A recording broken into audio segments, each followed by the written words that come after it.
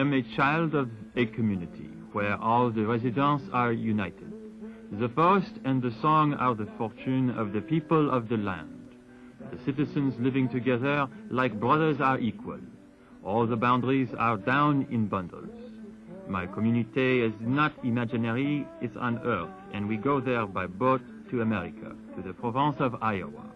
It's called Icaria.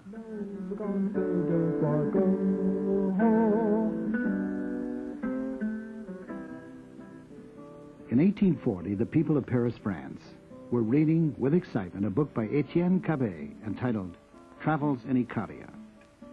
The book told of the imaginary land of Icaria where all were happy, all were truly equal.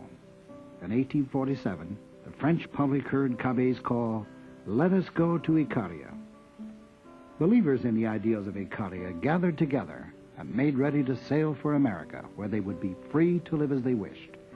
The dream of Icaria was on the road to becoming a reality. The road led Cabet and his followers through many hardships. First to a community in Texas, which failed. Then to Nauvoo, Illinois.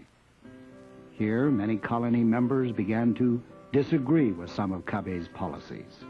A split occurred. One group, with Cabet as their leader, moved to St. Louis. But Cabet himself died shortly after the move, and the St. Louis colony failed in 1864. In 1857, the other group, about 40 members, crossed the Mississippi and headed west to form still another colony, Icaria, near Corning, Iowa. It seemed they had found the ideal home. The lonely Iowa prairie isolated them from the outside world and afforded them productive farmland. Here, they began to live according to the principles of Icaria. There were few personal possessions. Almost everything, including property, was owned by the community as a whole. They were unusual among Iowa's pioneers in that most of them were highly educated and interested in political philosophy. There was even a large library located in the community. There were no church services held at the colony. The Icarians tried to live their ideals every day rather than preach them once a week. The beginning years of the colony were a struggle, but eventually Icaria began to prosper. Outsiders were hired to keep the colony farms at full production.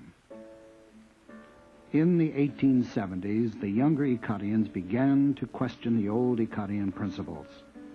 The older Icarians were becoming too old to work the fields. The burden fell on the young Icarians. Many of them just didn't like farm work, and they resented working beside hired men who were paid for their labors. For these and other reasons, the community split into two different groups. As the older members died off and the younger members took on new lifestyles, the colony came to an end near the turn of the century.